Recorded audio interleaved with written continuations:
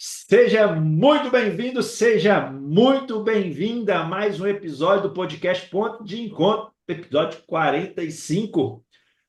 Recebendo aqui hoje Márcio Silva, mais um profissional de peso, de grandeza aí na indústria farmacêutica, para compartilhar um pouquinho da história dele, construída aí ao longo dos anos. Antes de passar a bola para ele dar as boas noites para você, eu já peço para você, curta, comente, compartilhe, siga o canal, ajude a gente a construir esse movimento para que possamos alcançar mais e mais pessoas, ajudá-las a transformar e alcançar grandes resultados na indústria farmacêutica.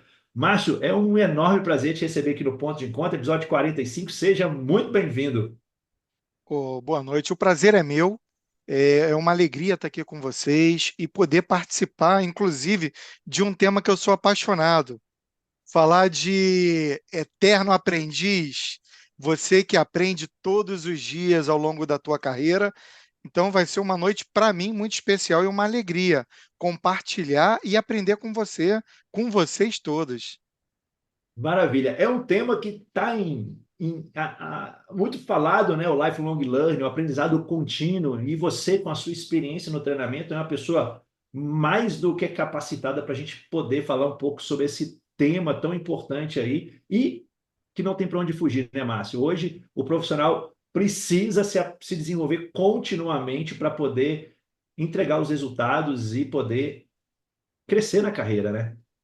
Sem dúvida.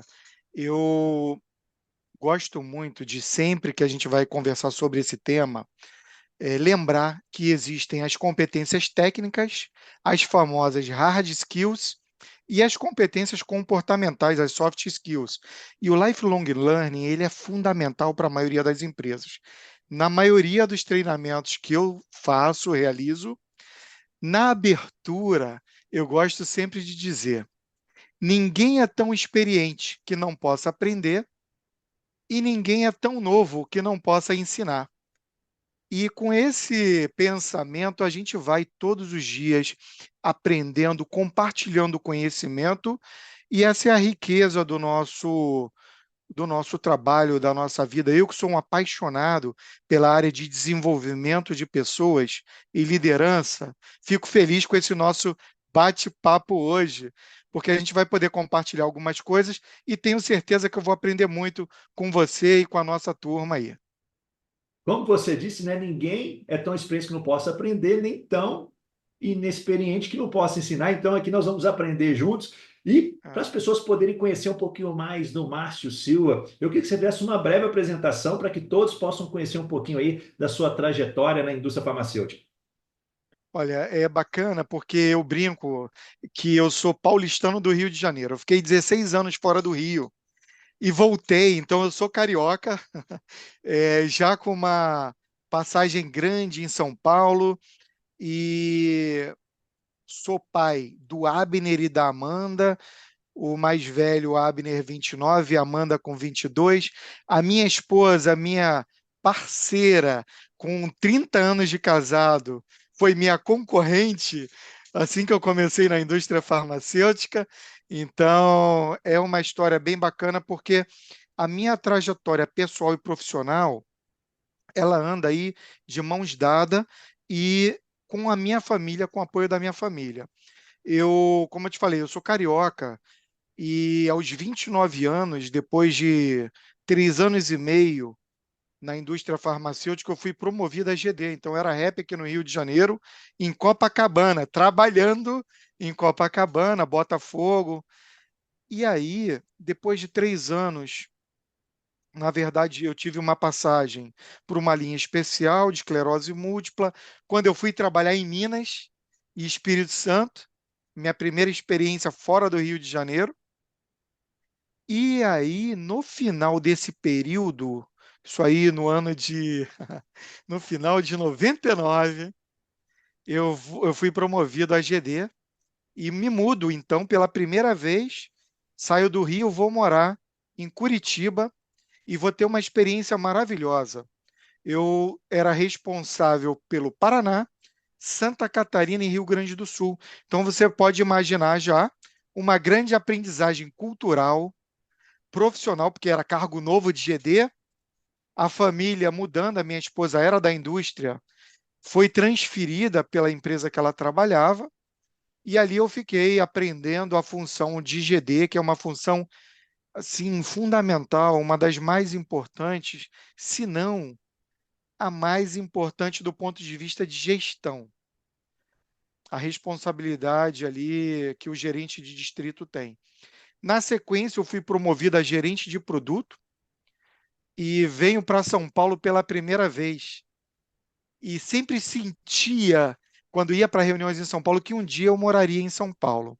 Gostei muito pela primeira vez, fui promovido a regional de vendas, saindo do marketing, voltando para a força de vendas, nacional de vendas. Depois eu tenho uma experiência numa outra empresa, numa, numa equipe que era startup de uma linha especial, trabalhando com vendas para governo. Correu tudo bem, e aí eu começo a trabalhar na área de treinamento em São Paulo ainda. E no momento que eu estava muito feliz da minha carreira, comprei uma casa, então você vê que vida pessoal e carreira. Comprei uma casa, pensei aqui meus filhos e netos serão criados. Me vem uma proposta para mudar para os Estados Unidos. E aí eu vou, converso com a minha esposa e falo: olha, esse momento maravilhoso que a gente está vivendo aqui em São Paulo, a gente tem que pensar em fazer uma pausa aí, porque surgiu uma grande oportunidade de morar nos Estados Unidos. E eu, falando de carreira e aprendizado contínuo, foi interessante que isso pesou muito na minha decisão. Do ponto de vista financeiro, estabilidade, não vou dizer estabilidade, mas a minha carreira estava muito bem numa empresa naquele momento ali, no ano de 2009. Só que veio esse desafio internacional, que era uma coisa que eu queria quando eu era do marketing, e não aconteceu. Então, durante o período que eu passei no marketing, eu não consegui ter essa experiência internacional. Quando eu estou no treinamento e eu menos esperava, surge uma experiência internacional. Aí negociei mais uma vez com a minha esposa e a gente tomou a decisão. Mudamos para Miami. E foi um período maravilhoso de mais aprendizado pessoal e profissional. E eu fico ali aproximadamente 3 anos. E por questões pessoais, a gente toma a decisão de voltar para o Brasil. E aí você vê que, dependendo do teu plano de carreira, você pode ficar mais ou menos tempo numa empresa, numa cidade, e depende da tua fase de vida que você está vivendo. O importante aqui é a gente entender o que nos deixa feliz. Então, se você está numa função que te deixa muito feliz, ali é um lugar que você pode ficar mais tempo. Se você está numa cidade que te deixa muito feliz, ali é um lugar que você pode ficar mais tempo. E está aberto para novos aprendizados. Essa é uma mensagem que eu queria, na minha apresentação, já dizer. Eu sempre estive aberto a novos aprendizados, em diferentes funções, diferentes cidades. E isso agregou muito para o meu crescimento profissional. Então, um conselho aí que eu gosto sempre de compartilhar com os colegas de profissão é estar aberto a novos aprendizados. A gente ouve muito falar novos desafios. Isso realmente faz muito bem para a nossa carreira e para a nossa vida pessoal, tá?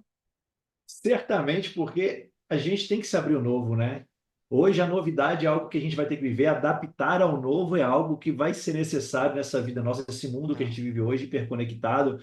Então, deu para dar uma amostrinha aí dessa carreira bonita que você construiu, sólida na indústria farmacêutica.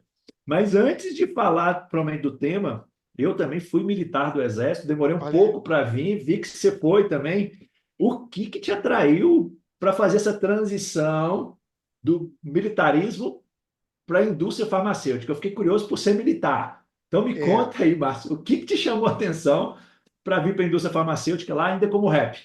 você que é meu colega aí né, de militarismo, eu, aos 18 anos, fui fazer escola militar em Minas Gerais, a conhecida Escola de Sargento, né, a ESA, e é interessante que eu fui muito feliz, Eu morei em Minas durante o curso, a escola é em Minas, e eu fui muito feliz durante esse período. Eu fiquei 7 anos no Exército. E por que que eu tomei a decisão de sair? Eu entrei na faculdade de administração aqui no Rio de Janeiro, porque depois da escola eu já volto para o Rio de Janeiro. Trabalhei no primeiro batalhão de infantaria, que é o Regimento Sampaio. E ali eu vivi um período maravilhoso, porque eu tenho a disciplina que é exigida, você sabe, para os militares. Entrei na faculdade para fazer a prova de QCO, que é a prova de oficiais, e aí aconteceu uma, um despertar. Eu me apaixonei pela teoria da administração. E na teoria da administração, em especial, a de gestão de pessoas, o mundo corporativo. E aí eu tomo a decisão de renunciar à carreira militar, que seria de 30 anos ou um pouco menos. A maioria dos meus amigos estão aposentados, todos oficiais do Exército. Foi uma decisão difícil. Eu tinha acabado de casar, mas o meu irmão foi o meu influenciador. Meu irmão tinha entrado na indústria farmacêutica e nós somos também da área de saúde, nós somos enfermeiros. E aí ele me falava muito bem das interações com o médico, como que era o trabalho dele para falar dos produtos, dos medicamentos, e aquilo me encantou. E aí, durante a faculdade, eu coloquei na balança, pensei, eu vou arriscar, vou beber dessa água da indústria farmacêutica. Se realmente for tão bom quanto está me parecendo, eu faço a minha carreira aqui. Caso eu tenha algum contratempo, eu tinha 25 anos na época, ainda daria tempo de eu voltar e fazer o concurso, que era até os 36 anos para oficial. E à medida que eu fui aprendendo, e aí eu entro na indústria farmacêutica, meu apelido até era sargento. O meu regional que me contratou é de Minas Gerais, cruzeirense. Então, é gente E boníssima. Esse aí deve ser da melhor qualidade, essa pessoa, viu? gente boníssima, Júlio. Esse cara é sensacional. E ele me desafiou. E eu estava indo para Angola nesse momento. O Brasil ia para uma missão de paz em Angola. Os boinas azuis do Exército, você deve conhecer. E eu ali num processo seletivo, ele falou assim, cara, você está aqui num processo com vários bons candidatos. E eu já vi que você tem a disciplina que a gente está precisando. É contigo. Ou você vai para Angola, ou você vem trabalhar com a gente.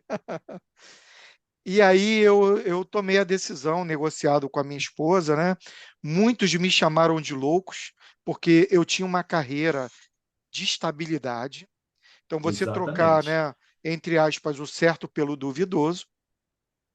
Mas eu tomei a decisão acreditando na minha paixão, que era viver aquela experiência que eu estava vendo na teoria. E posso te resumir que, de lá para cá, eu tenho sido feliz muito tempo, assim, a maior parte do tempo, claro, com vários desafios. A maior parte do tempo eu tive experiências sensacionais, o que me torna cada vez mais apaixonado pelo meu trabalho na indústria farmacêutica. Graças a Deus, eu tomei uma decisão acertada lá nessa transição de carreira. E eu fico mais surpreso porque eu não tinha a gente conversado sobre isso, eu só vi lá no seu histórico no LinkedIn que você era, eu não sabia que você era militar de carreira, para mim você era É, temporário. Eu fui oficial temporário do Exército, eu vim para minha cidade onde eu moro, onde, Montes Claros, por causa do Exército. Tive a oportunidade de servir na ESA, um mês de estágio lá na Escola de Sargentos das é Armas, né, lá isso em Três aí. Corações. Então, eu saí porque eu tinha uma data de validade. Então, você não tinha essa data de validade. Você tinha uma carreira toda pela frente, É, a estabilidade que as pessoas hoje é, tanto buscam, né? E abriu mão de um sonho não, né? Abriu mão de uma estabilidade por um sonho daquela carreira que fazia mais sentido. Isso é muito legal. E me fala uma coisa, nós que fomos do Exército sabemos que a disciplina, a hierarquia é algo ali bem é, rígido, né? é. qual foi o grande desafio aí? Como foi esse início de carreira na indústria farmacêutica depois de abrir mão e falar assim, agora não tem como voltar mais. Depois que você assinou ali Uhum. o termo pedindo a O dispensa, artigo não tem como 150 voltar. Acabou. é. É interessante porque a nossa vida, ela apresenta várias oportunidades que vêm com riscos. E aí você tem que calcular esse risco e quando o teu coração ele fala mais alto, você tem que seguir o feeling. E aí, claro, eu fiz um racional, eu tinha ali uma carreira estabilizada. Agora, teve uma coisa que mexeu comigo. Quando eu fui para o meu curso de novos, já começando, eu saí no dia 30 de novembro de 95 e no dia 1º de dezembro de 95 eu assinei a carteira e já viajei para São Paulo. Eu tive um curso de novos de 22 dias. E aí é interessante porque no curso de novos a gente ali, esse foi o meu primeiro grande desafio. Por quê? E foi um desafio bom. A primeira vez que eu andei de avião, a primeira vez que eu fiquei num hotel praticamente 5 estrelas, em Santos, o Mendes Plaza era novo. Então, eu fiquei num quarto com um colega, era um gaúcho, a gente ficava em quartos duplos, e o gaúcho já tinha muita experiência na indústria farmacêutica. Então, ele me ajudou muito a aprender, eu tinha que aprender rápido. Agora, você sabe, com a nossa disciplina, eu estudava, eu tinha uma metodologia de estudo. Então, eu estudava ali, assistia às aulas durante o dia, e aí eu terminava 6 horas, eu saía para correr lá na Praia de Santos. Eu precisava oxigenar, então eu ainda estava naquele ritmo de corrida diária. Eu oxigenava, voltava, tomava meu banho, jantava. Então, 7h30, 8 horas no máximo, eu começava a estudar, revisar o que eu estudei no dia. Meia-noite eu parava, ia dormir. 6 horas da manhã eu estava de pé. Então eu mantive esse ritmo de parar e dormir às 10 da noite e despertava às 6 da manhã, porque eu tinha esse hábito durante 7 anos. Isso me ajudou muito nesse curso de novos, porque a minha performance, apesar de não ter experiência na indústria farmacêutica, eu conseguia estar bem para render durante o dia. Alguns colegas tomavam Guaraná em pó, tipo Red Bull, e eu confesso que eu evitava, porque eu tinha esse método. E aí, todo representante, todo colega na indústria farmacêutica ou em qualquer empresa que tenha um método que funciona para ele, deve ser seguido, né? Então, eu tive essa experiência no meu curso de novos, abri mão lá do exército, e já no meu curso de novas, assim, foi o maior desafio. Eu entendi o que viria pela frente. Na vida do representante, que eu comecei a ouvir colegas com experiências no curso de novos. Agora, quando você entende no curso de novos como vai ser a profissão de representante, você, na verdade, você imagina. Quando você pisa o primeiro dia no campo, que abre o Visual Aid, é como correr uma maratona. Você me conta como é a maratona. Quando a gente corre junto, a gente sente, né? E aí os meus primeiros dias no campo foram bem difíceis, porque eu era, você já ouviu esse termo algumas vezes, neófito. Então, como neófito, eu tive um desafio de conhecer como funciona uma visita médica, relacionamento com o médico, roteiro, setor. Então, teve esse desafio inicial que eu vou te dizer que durou 90 dias. Depois dos primeiros 90 dias, eu já me considerei um rap, não mais rap júnior. E aí eu comecei a fazer um trabalho bem bacana, focado ali naqueles médicos segmentados, e de lá para cá aí mais de 20 anos, graças a Deus, com uma carreira bem sucedida com base em feedbacks de colegas, líderes. E aí uma outra coisa importante aqui, os desafios eles serão constantes. Você tem que ter aliados. E os meus principais aliados eram os meus colegas de setor, que alguns deles concorrentes, mas eu tive ali eu aprendi que tem muita gente boa, muita gente solidária, e a turma me ajudou muito nesses primeiros 90 dias a vencer um grande desafio que você me perguntou, que foi montar o painel médico. Estudar os produtos, eu fazia isso como autodesenvolvimento. Agora, montar um bom painel médico, eu tive a ajuda de muitos colegas, que são amigos até hoje. Você acredita? Que eu tenho Isso que é amigos do legal. setor. Cara, eu estava viajando agora, na semana passada, no avião, sentou do meu lado um cara que hoje é vice-presidente de uma grande rede de farmácias, que foi rep comigo em Botafogo. E a gente veio batendo papo e eu reencontro esses amigos. É muito legal. Você tem ainda, você estava falando dos amigos da época da caserna, então não ia ser diferente aqui na indústria farmacêutica.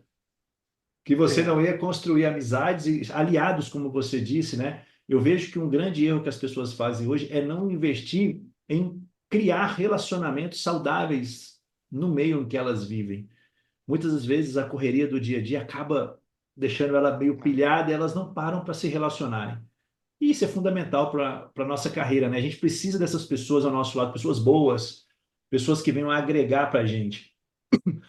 E imagino também o quanto que o Exército, o serviço de plantão, aquela escala de plantão do comandante da guarda, te ajudou também a tua disciplina, porque o comando da guarda, a o bichinho que responsabilidade, sofre. né?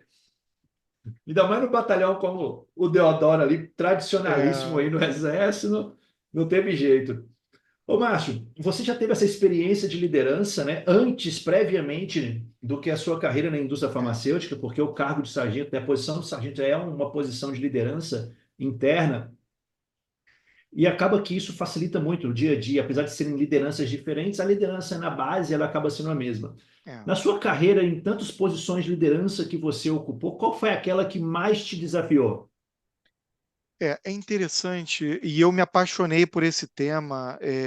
Eu vim fazer mestrado, inclusive, sobre aprendizagem de competências do gerente distrital da indústria farmacêutica. Por quê? Essa foi a posição que mais me desafiou, tanto é que eu me apaixonei e vim estudar sobre isso. E por que o GD mais me desafiou? Foi onde eu mais aprendi sobre liderança e eu depois vim usar essa experiência do GD em outras posições de liderança, como regional de vendas, nacional, diretor comercial e agora no treinamento. O que acontece? Quando você olha para um líder, você vai ver uma semelhança na maioria dos líderes. E eu gosto de perguntar nos cursos que eu dou sobre liderança, qual é a característica que é similar em todos os grandes líderes, né? Então aí, pessoal, pensa aí. Qual que é a característica dos grandes líderes? Vamos falar, inclusive, de técnicos, né? Não só de futebol, mas vôlei. Eu gosto muito de dois, que são inspiração para mim. Bernardinho, do vôlei, e Zé Roberto. Eu sou Dois apaixonado por monstros, esses né? dois grandes líderes. Agora, se você olha Barack Obama, se você olha é, Martin Luther King, Mandela, Mahatma Gandhi, entre outros grandes líderes, você vai observar que eles têm um brilho no olho, eles têm um propósito que é muito falado hoje, e essa convicção do propósito. E eu faço essa analogia com o GD. O GD ele tem que ter um propósito com dois pilares. E eu aprendi isso no início da minha carreira como GD. O primeiro propósito é o desenvolvimento de pessoas, com as competências técnicas, as famosas hard skills, e as competências comportamentais, as soft skills. O GD ele tem que ter esse propósito muito forte no trabalho dele. E, junto com isso, a nossa razão de ser contratado é gerar resultado. E o GD, ele precisa entender que quanto melhor desenvolvida está a equipe dele, melhor serão os resultados. Quando o GD ele entende isso, a equipe dele atinge os melhores resultados, um ambiente saudável, e eu digo que eu estou teorizando a minha prática. Eu vivi isso na prática, vi e estou teorizando essa prática, e olhando para esses grandes líderes, você vê que a grande liderança vive esse propósito. Tem um autor que eu gosto muito, Simon Sinek, que tem o livro dele, Comece pelo Porquê. Tudo que eu aprendi ali na liderança do GD, eu trouxe para regional de vendas, para nacional de vendas, para diretor comercial. Hoje eu procuro contribuir como líder da área de treinamento no desenvolvimento dos representantes e no desenvolvimento dos gerentes também. Uma parte dessa experiência eu trouxe da vida militar, que é liderar pelo exemplo. Então, bem rapidinho um exemplo, quando eu estava na escola, depois de um dia longo de exercício físico, a gente voltou correndo, chegando bem próximo do quartel, já estava pensando em jantar, e aí o comandante ele entra dentro de um lago, eu não acreditei. Pô, a gente vai ter que atravessar esse lago, a gente está morto de cansado. Só que ele foi na frente puxando o grupo. E o líder é esse que vai na frente puxando a equipe, liderando pelo exemplo. Então, a principal função que eu pude implementar, todos esses conceitos que a gente lê, e eu recomendo um outro livro do Simon Sinek, que fala sobre a liderança servidora. Essa é uma fonte bem legal e eu aprendi muito aí no cargo de GD. Sou apaixonado pela carreira do GD. Eu já ouvi outras pessoas e vem bem ao encontro isso dessa transição para a gestão distrital como a mais desafiadora. É, Eu sempre ouvo as pessoas falando assim, pessoas com grandes cargos na indústria. Um bom representante não necessariamente vai ser um bom GD, mas um bom GD, a chance dele ser um bom GR, um bom GN, um bom diretor é muito maior do que um bom representante se tornar um GD.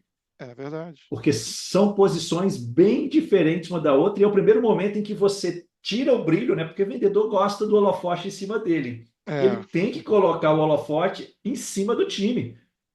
é, Então, é, é, esse é, ponto especificamente é o grande virada de chave para essa primeira posição da liderança na indústria. É legal esse ponto que você traz, porque é exatamente nessa transição, e eu tenho acompanhado vários GDs promovidos, transições, excelentes representantes sendo promovidos a GDs. O quanto, quando o GD ele entende rapidamente que ele tem que focar na gestão de pessoas e abrir mão daquilo que ele fazia bem com excelência, porque o foco dele mudou. Ele deixa de ser um executor de excelência, ele passa a ser um gestor de pessoas. E essa competência, gestão de pessoas, ela traz uma complexidade que, para quem gosta, se apaixona. E quanto mais rápido o GD entende isso, mais sucesso ele tem no curto prazo. E mais rápido ele ganha a confiança da equipe, e mais rápido essa relação dele com a equipe flui. Né? Perfeito. E a confiança é algo. O Simon Sinek, ele tem um vídeo que eu vou te mandar esse vídeo depois, falando Aham, sobre a confiança no aspecto de uma equipe. E ele se baseia até mesmo no Exército Americano, na Marinha dos Estados Unidos, né, é aqueles isso aí. profissionais de elite, para poder falar sobre isso. É muito interessante. Márcio, você tem uma carreira muito robusta na área de treinamento da indústria farmacêutica. Eu queria que você falasse um pouquinho como que você vê hoje essa capacitação do profissional de vendas, especificamente da indústria farmacêutica hoje.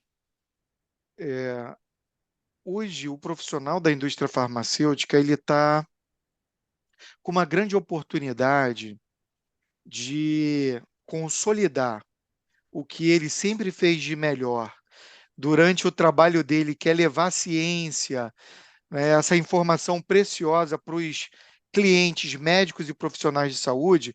Então, essa parte mais técnica, ele tem que continuar cuidando com muito carinho, estudando e não vai abrir mão.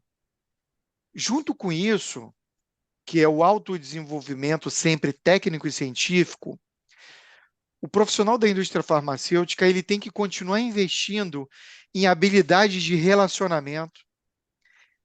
E aí a gente vai para uma competência, falando de soft skills, que eu gosto muito, que é a inteligência emocional. E aí o Daniel Goleman, com seus livros publicados, nos ajuda muito a entender, a ter a empatia, a relação interpessoal. Então, o profissional da indústria farmacêutica, ele olhando e cuidando dessas competências técnicas e do relacionamento com o cliente, ele vai consolidar uma carreira de sucesso. Agora, se ele quiser dar um passo mais além, ele tem que cuidar de uma nova competência que já é realidade, não é mais futuro, é presente, que é a competência digital. Nós estamos aqui todos conectados, o Brasil inteiro, gente do Brasil todo aqui, é muito bacana. E a gente está virtualmente. E a gente virtualmente consegue ter esse relacionamento, esse aprendizado, essa troca de experiências. Além disso, tem os aplicativos, né?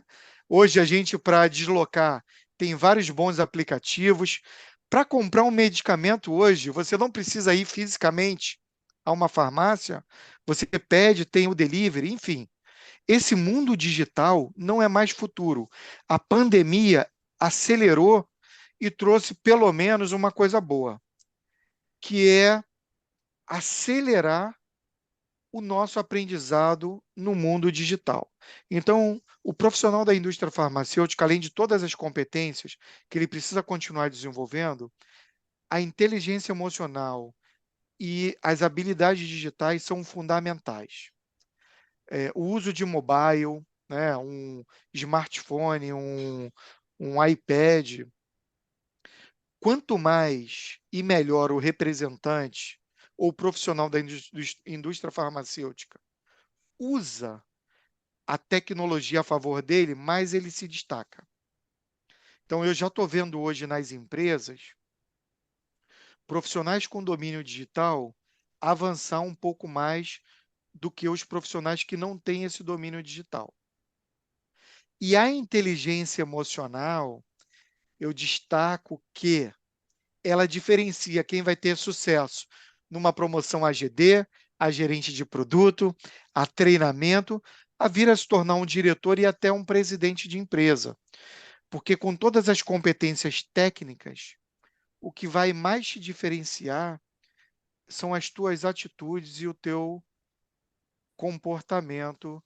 Você, a cada degrau que você sobe, a tua atitude ela é muito mais vista como um diferencial. Então, profissionais da indústria farmacêutica, meus colegas, continuem cuidando do conhecimento técnico-científico e muita atenção no comportamento, na inteligência emocional, na comunicação, que não é falar. A melhor parte da comunicação é aprender a ouvir, a famosa escutativa, e o mundo digital. Usem e abusem do mundo digital. Não tem como querer fugir mais desse mundo digital, porque não é nem o futuro, é como você falou, é É, o presente e a gente tem que aprender a utilizar melhor essas ferramentas, até mesmo como um mecanismo, né? Um recurso adicional no meu contato com o médico. Eu é. posso fazer ele um instrumento estratégico para poder aumentar. Nesse ponto, eu sou suspeito para falar de inteligência emocional. É uma coisa que eu defendo, eu costumo brincar que lá atrás, quando eu comecei a falar sobre inteligência emocional, eu comecei a estudar, ia falar no LinkedIn, ninguém parava para me ouvir. Hoje as pessoas já querem me contratar para ouvir. Então, eu já vejo que há uma preocupação no mercado das pessoas conhecerem mais sobre a inteligência emocional.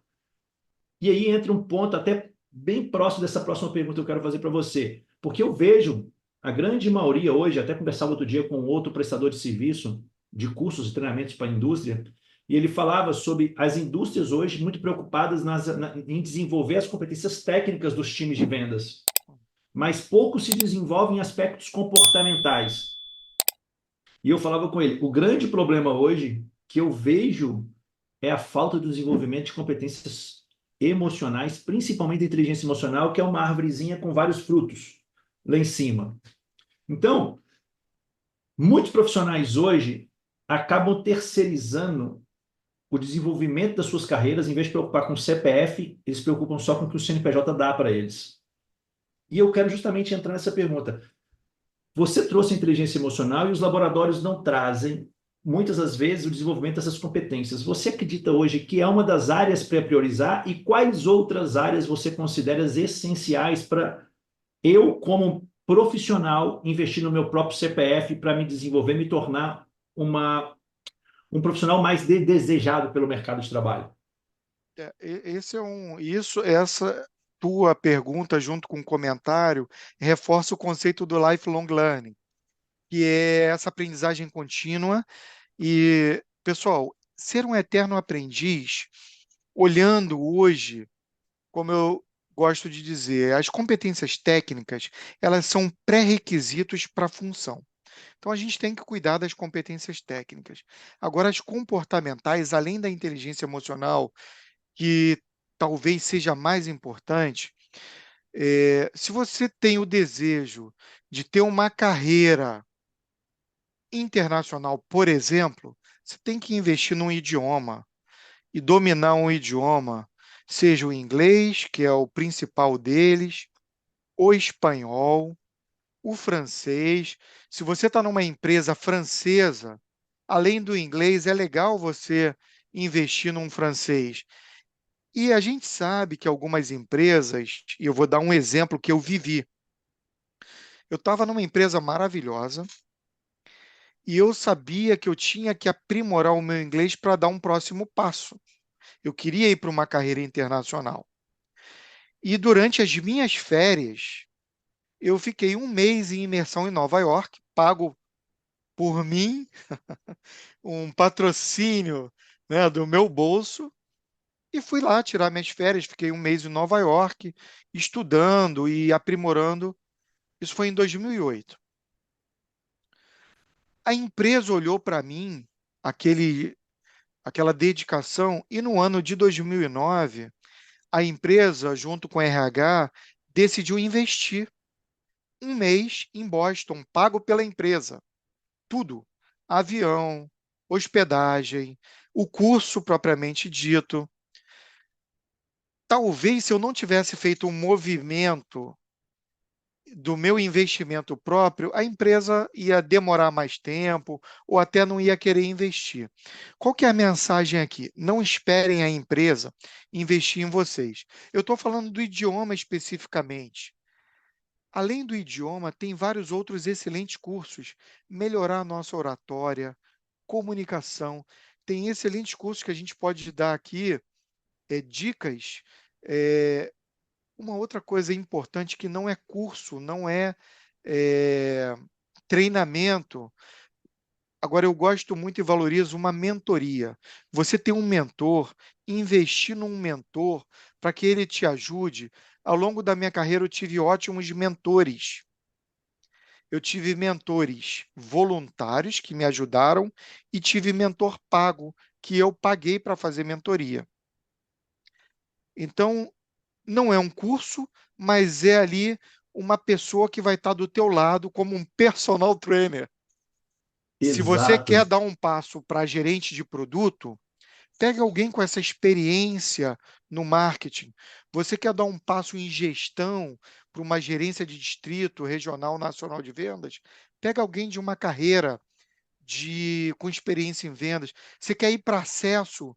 Pega um mentor de acesso ou pegue alguém que reúna um pouco de todas essas experiências, alguém que tem horas de voo na indústria farmacêutica. Eu gosto muito de ter um mentor junto comigo e eu me beneficiei ao longo da minha carreira com esses mentores. Voltando para Essencial isso. voltando para o curso, Porque perdão, por favor, Elber. não, eu ia falar, reforçar isso, porque o mentor é uma aceleração de aprendizado muito grande, porque é uma pessoa que tem expertise, conhecimento, experiência para te É, conduzir nesse processo, né, Márcio? Você mesmo hoje é mentor de algumas pessoas, né? Eu sei que tem uma mentorada minha que é. está. contigo também. Então, a importância de buscar conhecimento na fonte de quem já passou por aquele É, processo, já venceu aquele processo, né? esse é o caminho. Então, a gente, sim, busca aprendizagem formal, através de bons cursos que estão disponíveis. Esse momento que a gente está tendo aqui de troca de experiências é um momento rico que eu aprendo muito também com você e com todos.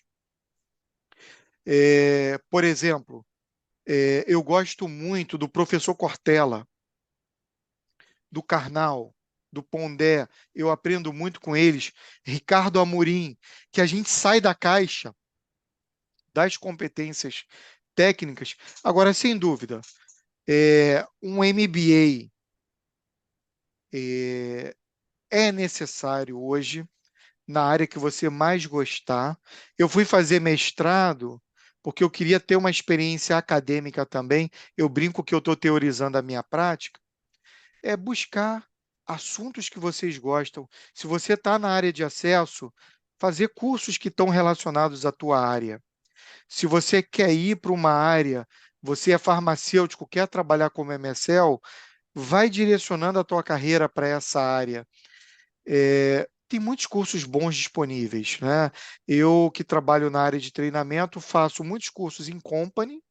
A gente traz grandes instituições acadêmicas para a empresa. Agora, o mais importante, pessoal, não esperem a empresa. As empresas estão investindo cada vez mais. O mais importante é que vocês possam investir em coisas que vocês acreditam. E complementando esse investimento da empresa, tem essa visão, né, Márcio? De onde a empresa está direcionando os investimentos dela e você identificar algumas lacunas, algumas oportunidades de desenvolvimento para você cirurgicamente investir. Porque não adianta também ficar tirando para tudo que é lado, fazendo treinamentos por falar que está fazendo, como eu vejo muitas pessoas, que eu brinco que são mais caçadoras de certificados do que propriamente dito caçadores de conhecimento para aprender e colocar em prática. Então, a gente tem que ter esse discernimento próprio, né? É importante isso que você comenta. A gente tem que ter cuidado para não ter uma obesidade teórica, né? Você faz tantos Exato. cursos, você ficou obeso teoricamente, e eu gosto sempre de me referir a que competência você quer desenvolver. E toda competência, ela tem três pilares que é bem conhecido. Conhecimento que você adquire em cursos formais, na leitura de livros, habilidade, que é você colocar em prática, e a atitude, né, de você trazer isso para aplicar no teu dia a dia. Então, eu reforço. Você quer ir para o marketing? Você vai fazer cursos relacionados a desenvolver uma experiência nessa área. Vai fazer um MBA, você vai fazer alguns cursos também extracurriculares ligados. Você quer ir para uma área de gestão? Você já caminha para a área de gestão de pessoas. E reforço, um mentor vai ajudar muito, porque ele vai Certamente. entender as dores que ele passou e vai te dar várias orientações que vão encurtar esse teu tempo de desenvolvimento.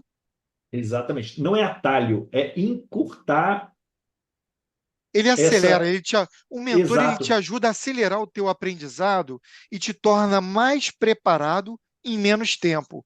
E aí, se você Perfeito. coloca na ponta do lápis, até mesmo você pagando um mentor, ele acelera e ele te coloca na frente de um processo que poderia durar 1, 2 anos, ele consegue em 6 meses te preparar para uma nova posição. Perfeito.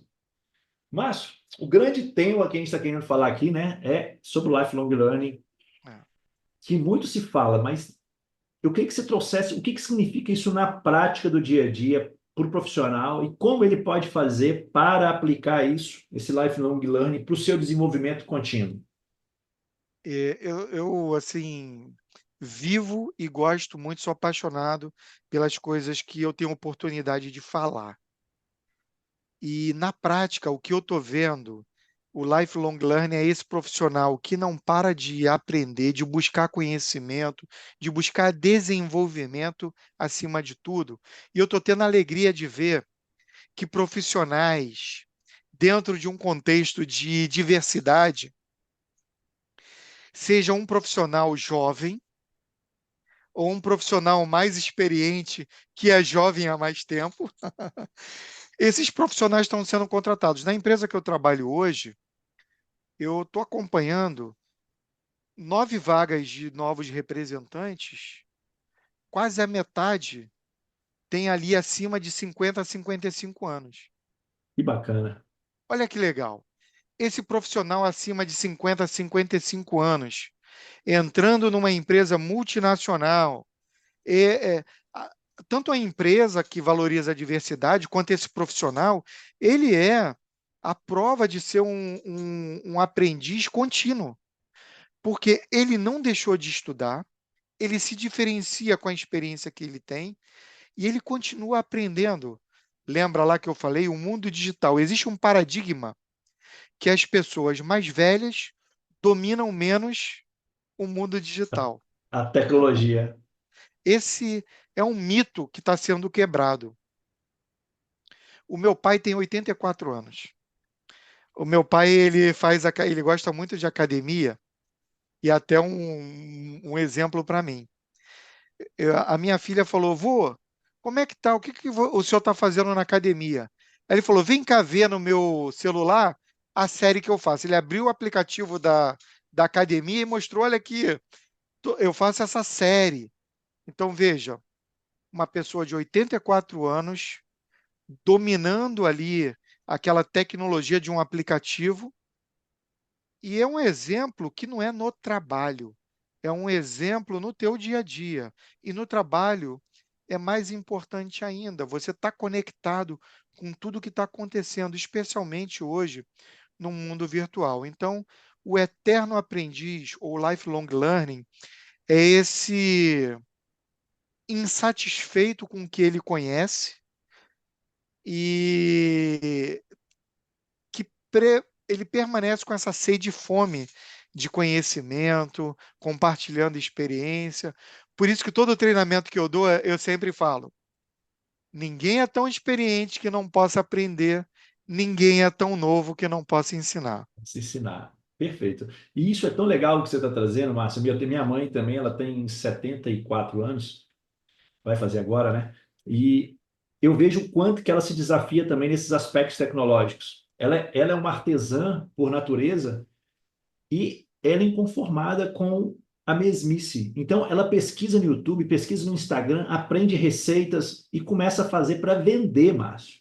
Então, ela aprende Olha aí. produtos online para reproduzir e vender. E ela tem a renda dela. Hoje que ela viaja, o dinheirinho dela para viajar, para fazer as coisas que ela gosta, fruto de um desenvolvimento sozinha. Ela teve que se adaptar ali para a forma de aprendizado para poder trazer novidade para os clientes delas, entendeu? Então, a pessoa só não vai aprender quando ela coloca uma barreira para o aprendizado, quando ela se acomoda, quando ela não é inconformada com a mesmice.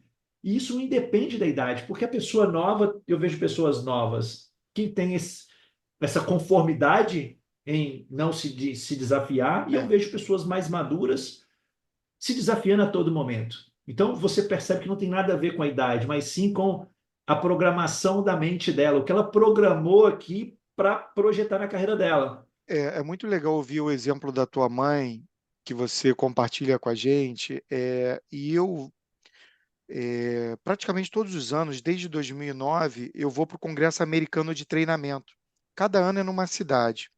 E teve recentemente, eu estava ali no Congresso olhando para um grande autor que você conhece, a maioria das pessoas, Ken Blanchard. Ele ficou famoso com o primeiro livro, O Gente, Gerente minuto. Minuto. É, E aí, olhando ali o Ken Blanchard no stand dele, assinando, autografando, todo ano ele lança um livro com um outro autor.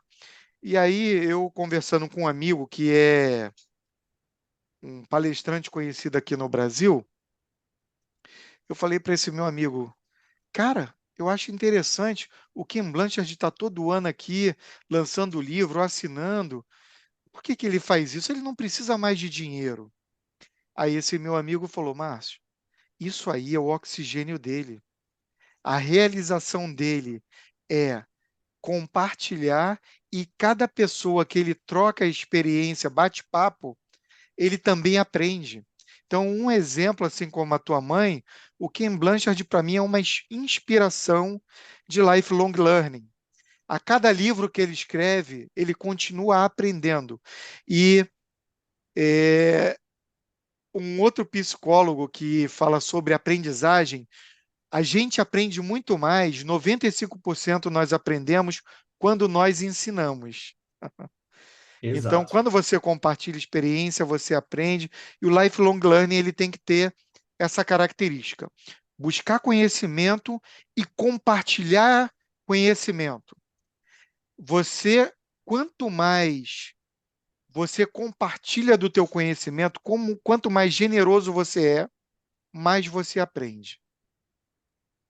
E como usar esse lifelong, esse aprendizado contínuo, lifelong learning, para me diferenciar no mercado e projetar uma carreira, Márcio?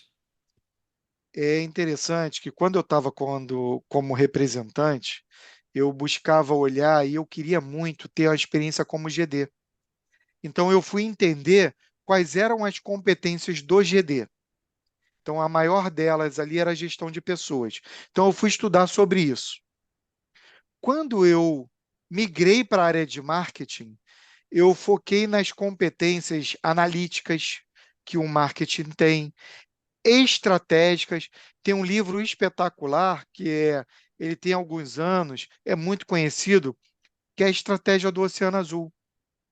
Então, ali você vai fazer cursos de marketing, e ele é a base para a maioria dos cursos. É um livro que eu indico. Então, o lifelong learning, ele tem que primeiro identificar de que ponto ele está saindo do ponto A e que ponto ele quer chegar no ponto B. O que faz ele feliz, porque à medida que ele escolhe coisas para aprender, ele vai se apaixonando cada vez mais e se tornando cada vez mais feliz. Foi isso que eu vivi ao longo da minha carreira. Por exemplo, eu dificilmente ia ter sucesso numa função como gerente financeiro, como diretor financeiro, porque exige competências que eu posso até aprender. Por outro lado, eu não vou conseguir desempenhar tão bem quanto uma área que eu gosto, que é a gestão de pessoas e a área de aprendizagem. Então, o segredo aí do lifelong learning também, para ele pegar uma carreira, uma trilha de conhecimento boa, é ele fazer o que ele ama, o que ele gosta, o que faz os olhos brilharem. Então, se o coração bate no marketing, vai por aí. Se o coração bate como gestor de pessoas, pega ali o gerente de distrito regional nacional de vendas. Acesso, MSL, vai se autoexaminando e escolhe essas áreas para você estudar. E não abrir mão de aprender é, um bom idioma, além do inglês. Adiciona o espanhol, o francês ou algum outro idioma. Hoje o inglês ele é obrigatório. Para algumas pessoas é duro ouvir isso, mas é realidade. Não tem para onde fugir, Não tem para onde fugir. definitivamente. E buscar se desenvolver nos, eh, nas competências comportamentais, e a principal delas é a inteligência emocional, a resiliência, a comunicação. Por aí você vai ter sucesso. Exato. E o mais importante, né, Márcio? Buscar esse conhecimento e aplicá-lo, né? É, Porque a aplicação é que vai te tornar mais nato, mais desenvolvido naquela competência. Eu vejo um grande erro das pessoas quando querem começar a aprender muito é não pôr em prática o que está aprendendo. E um dos dramas disso aí é porque aquilo que você está aprendendo é natural você não conseguir desempenhar em grande forma no é, início.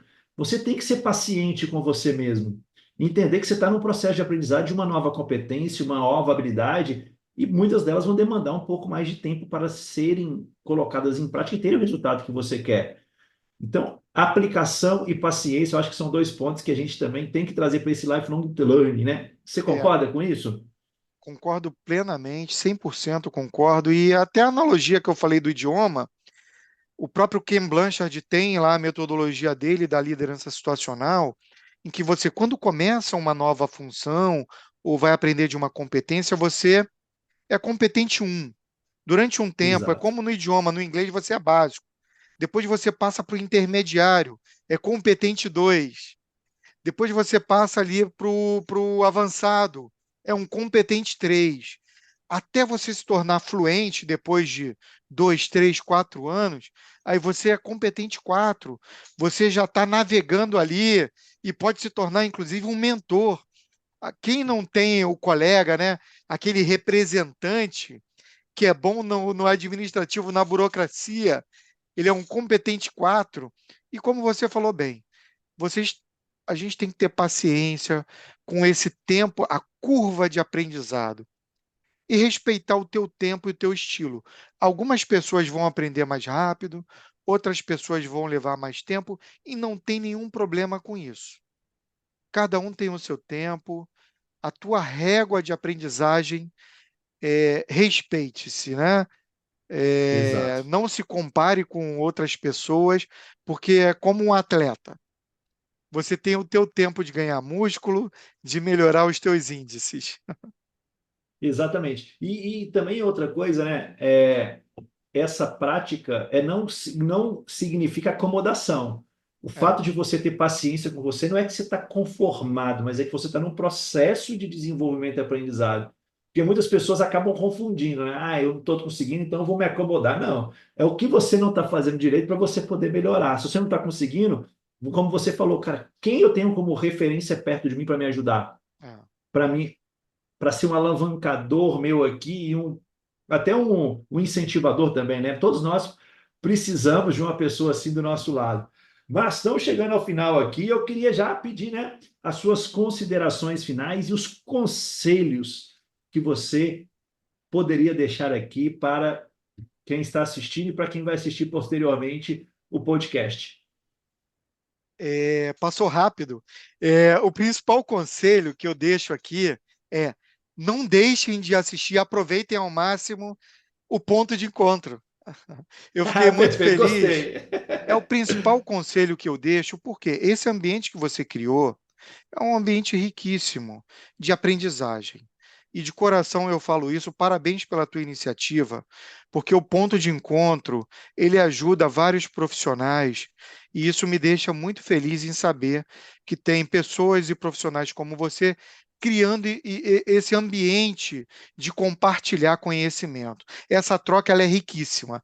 Então, pessoal, principal conselho, ponto de encontro. E eu fiquei feliz com o nome. Me lembrou o início da minha carreira. Além disso, o lifelong learning, ele já é, na própria essência da palavra, um grande conselho. Sejam um eterno aprendiz, aprendam sobre tudo. Eu gosto muito, a minha esposa, a gente tem um jogo, né, que é o Quest, são perguntas diversas. E quando entra em alguns temas, eu sempre ganho. E as crianças ficam, pô, como é que você sabe disso tudo? Porque eu gosto de acessar alguns podcasts, alguns programas, eu estou aberto aos aprendizados diversos. Inclusive, tudo isso enriquece, pessoal. Na conversa com o teu cliente, seja o médico, o profissional de saúde, nós precisamos ter um repertório rico e diverso, porque a gente vai ter vários assuntos num jantar com o cliente, num mini meeting, e até numa roda de amigos. Quanto mais diverso for o tema, e cultura, música, cinema, viagens, então fica aqui um conselho: enriquecer esse teu conhecimento, que você vai ganhar como pessoa e vai ganhar como profissional. Seguir estudando na área que você gosta e o teu olho brilha. E um outro conselho que eu acho que vale a pena o investimento e que eu fiz ao longo da minha carreira é tira um tempo sempre para viajar para lugares diferentes. Eu tinha muita vontade de conhecer Estados Unidos, Canadá, Europa, e aí eu realizei isso, mas viaje também pelo Brasil. Então eu tive a felicidade de conhecer muitas cidades pelo Brasil e isso me enriqueceu muito culturalmente. que quando eu fui trabalhar na América Latina, nos últimos 10 anos eu trabalhei na América Latina, eu consegui aprender e entender diferentes culturas. E o Brasil é um lugar riquíssimo para a gente poder aprender culturalmente. Características específicas do colega do Sul, do colega do Norte, Nordeste, Centro-Oeste, Minas, Rio e São Paulo. Então, viajem, troquem experiências com os colegas de outra cidade. Aproveita aqui no ponto de encontro. Quem está em Uberlândia, conversa com a colega que está lá em cidades do Nordeste, do Rio de Janeiro, de São Paulo. Eu ainda não conheço Uberlândia, é uma cidade que eu quero ir. É a cidade do Praia Clube e das medalhistas de ouro, Patrícia e Duda no vôlei de praia. Aí, uma dessas aí que ganhou do vôlei de praia é aqui da minha região, aqui Olha aí, de Espinosa, uma deve cidade ser aqui a Duda, a quase na Duda, a Duda. fronteira. Eu acho que é a Duda. É a Fica a Duda. 300 quilômetros de Montes Claros, está bem na divisa ali de Minas Gerais com a Bahia. E ela é daqui da região, de Espinosa. Márcio, E eu, eu quero complementar isso que você está falando sobre o ponto do aprendizado com as culturas, né? O quanto que isso é importante, a gente muitas vezes perde. Eu hoje tenho um prazer hoje de viajar ao Brasil e encontrar com meus mentorados, então vou para São Paulo. Ó, quem está aqui de São Paulo, fui agora em Maceió, pude encontrar dois mentorados lá. Quanto é rico você conhecer a cultura de outras cidades com quem é daquela cidade, porque me é levaram em lugares que o diferente. turista não vai. Então, é diferente, vale a pena demais isso aí. Você ir ao Chapuri com um mineiro é diferente. É diferente. O mercado central Oh, é maravilhoso. diferente. Que Mas quero bom, que agradecer bom. muito aí, cara, a sua participação no ponto de encontro. Foi um grande prazer te conhecer, te ter aqui, compartilhando essa sua experiência na indústria. O propósito do ponto de encontro é justamente esse que você falou, ser uma fonte de aprendizado e de referência para os profissionais da indústria farmacêutica que querem aprender e ter uma carreira longínqua na indústria. Uhum. Não simplesmente passar aqui uma temporada, mas como tornar uma carreira sólida, se tornar um profissional. Porque todos os convidados aqui que eu recebi, sem exceção, são profissionais que têm uma grande bagagem, uma grande carreira. E a gente está aqui é para ouvir as histórias, não para falar da empresa onde ele trabalha, na qual ele já trabalhou. Não é esse o propósito. O propósito é compartilhar histórias, conhecimentos e experiências, porque isso é uma grande fonte de aprendizado e, infelizmente, muito pouco aproveitada pelas pessoas. Então, o propósito maior é dar voz a profissionais como você para contar as suas histórias e poderem compartilhar com a gente essa riquíssima história, carreira, conhecimento e experiência que você acumulou ao longo da sua carreira. Muito obrigado por compartilhar com a gente a sua história aí nesse episódio 45 do Ponto de Encontro. É um prazer, Elber. Obrigado pelo convite. Obrigado, Ila, pela indicação. Contem comigo, offline. O Elber vai compartilhar meu contato no LinkedIn, Instagram também fica à vontade. E eu estou à disposição para seguir aqui como vocês ganharam um novo amigo e eu ganhei novos amigos aqui.